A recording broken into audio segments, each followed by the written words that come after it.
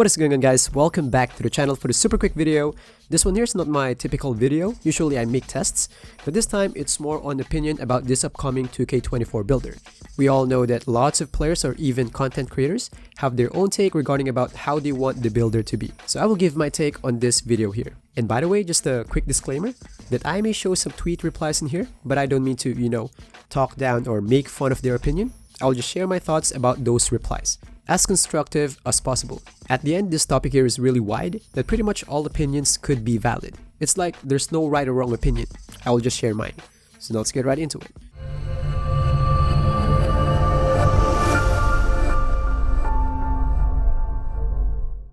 So first, now I might be wondering why most content creators or players really want to push for a good builder instead of other things like, why not push for better badges, better stat balances, better sig balances, better controls, better modes, or some other type of balances?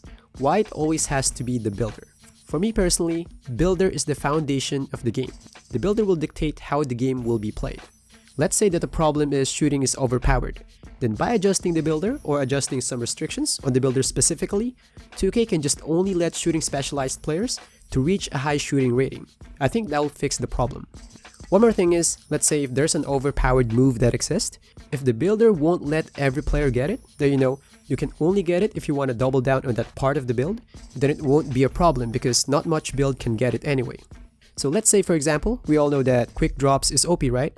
If only the builder will only let real slashers with high vert and high driving dunk rating to get limitless takeoff badge and unlock quick drops animation, then I think it's not going to be that OP because not much players will have it anyway. Yeah, you can have your quick drops, but you can't shoot that much. I'm not talking about literally can't shoot like 0%. I'm talking about you can only be around just below average. I know there's a lot of workaround with it, like 2K can lower the impact of limitless takeoff instead, but I think the easiest way is to just adjust the restrictions of the builder. I think it's better to adjust from the root. So my point here on the earlier part of the video is that that's how important the builder is. It will dictate how the game will be played. Now, since I made my point on why builder is the key, then what sort of adjustment I think is the best? There's a lot of combinations that 2K can execute, like they can make the badge more balanced, buff defense, adjust shooting, green window changes, interior defense changes, putting adrenaline bars or some other stuff, but it will all come down to two major routes. First one will be letting the players to make a do-it-all builds like the 6-9 build this year, and second route is adjusting the builder to have more restrictions and won't let you make a do-it-all build, pretty much like 2K20. Pure slashers can shoot, paint beast can shoot, play sharps can rim run like crazy, glass locks can't paint mash, locks doesn't have much offensive bag, sharps can't dribble and rim run, an offensive threat can shoot and rim run, but into a really average degree only. So basically, first route lets you make a do-it-all build, and second one doesn't. So I think 2K can only take one route going into 2K24. This one here is a fun barbershop talk, so just let me know in the comment section, what's your take? Yes or no for do-it-all builds? So now for my personal take, I'm actually leaning towards the second route. That's why I wrote that tweet.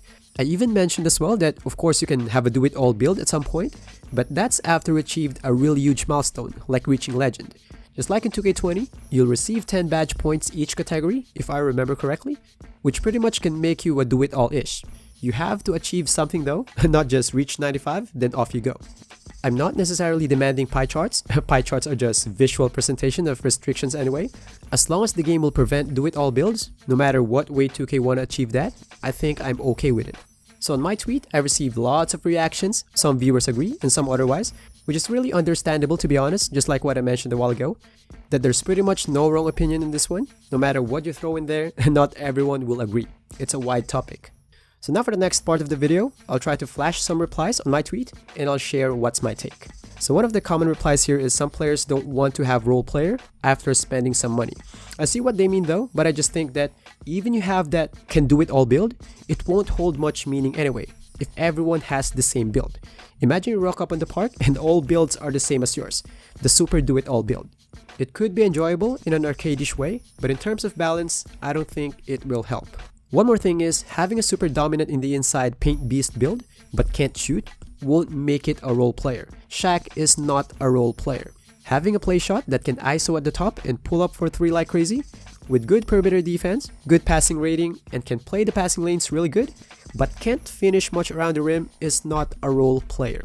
When you say role player in real life, it's pretty much you can only have one job. What I'm trying to say here is not like that. It's more on you can't have it all. It's like you can have shooting, dribbling, perimeter defense, playmaking, but not dunking. And that's my point. One more thing is that having a do-it-all build can result to one super meta build that everyone will use, which takes away variety on the game. If it's available, then why would players not do it? Of course, there are some that even there's a super meta build, they chose to be different, but it's rare. And let's be honest here, even on different games, the moment a super meta build was exposed, players can't help but just copy it. Imagine what would be a better game.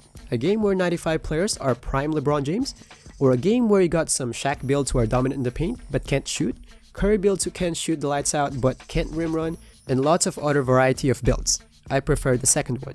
And now for the second reply, this one here has a good point, I see what it meant, but I think it's going to be too stressful for the game. Because you need to have two versions of your player. I think one more solution to this, or could be a better solution, is just lower your difficulty in your My Career. Pretty much all 90 plus overall can be a superstar in My Career anyway. Next reply, he said that we have lots of all-stars that are do-it-all players. Well, I think we got around 30 all-stars out of 450 active players. I think that's a pretty small fraction. Another bad thing about having do-it-all builds is the defense. I'm trying to stay positive that delay will be gone soon, but realistically, it will be there for a while, so assuming that delay will be there, it's really hard to play defense on a build that pretty much has no weakness. Imagine all your opponents are do-it-all builds, how can you guard them?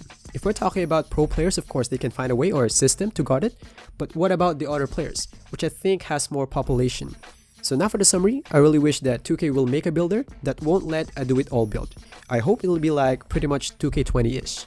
So that's all for my piece. Again, these are just opinions. So far in terms of traction, that's the best tweet on my account so far. So I think that's a fun barbershop talk. So I made a video about it. So let me know in the comment section what do you think about it. Do you want do-it-all builds or not for 2K24? So that's all for the video. Thanks for watching and I'll see you guys in the next one. Peace.